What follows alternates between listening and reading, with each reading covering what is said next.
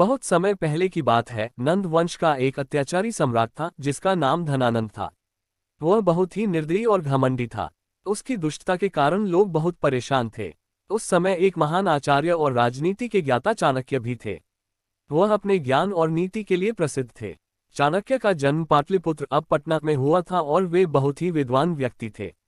चाणक्य ने एक दिन नंद वंश के सम्राट धनानंद के अत्याचारों के खिलाफ संघर्ष करने की ठानी। उन्होंने नंद वंश को उखाड़ फेंकने के लिए एक योजना बनाई। चाणक्य ने शास्त्रों का अध्ययन किया और साथ ही साथ अपनी चतुराई से धनानंद के खिलाफ साजिशें रचनी शुरू की। एक दिन चाणक्य ने अपने बल मुंडवाए और धूर्त आचार्य के रूप में धनानंद के दरबार में पहुंचे। उन्होंने सम्राट धनानंद से कहा, आपकी महानता को देखकर मैं बहुत प्रभावित हुआ हूँ, लेकिन आपके राज्य में कुछ काले बादल मंडरा रहे हैं। अगर आप इन्हें रोकना चाहते हैं तो आपको एक अच्छे और समझदार व्यक्ति को शासन की बागडोर सौंपनी होगी।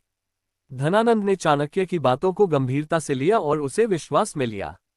लेकिन चाणक्य ने एक शर्त रखी, अगर मैं आपको मदद करूंगा तो आपको मुझे राज्य का कोई महत्वपूर्ण पद देना होगा। धनानंद ने चाणक्य को विश्वास दिलाया और उन्हें दरबार में एक उच्च पद पर नियुक्त कर लिया। लेकिन चाणक्य ने एक और चाल चली। उन्होंने धनानंद के विरुद्ध विद्रोह की योजना बनाई और एक नए सम्राट की स्थापना के लिए अपने बल पर चंद्रगुप्त मौर्य नामक एक युवा को तैयार किया। चाणक्य ने चंद्रगुप्त को प्रशिक्षित किया और उसे नंदवंश के खिलाफ संघर्ष के लिए तैयार किया। चाणक्य और चंद्रगुप्त के नेतृत्व में एक बड़ा संघर्ष हुआ और अंततः नंदवंश समाप्त हो गया।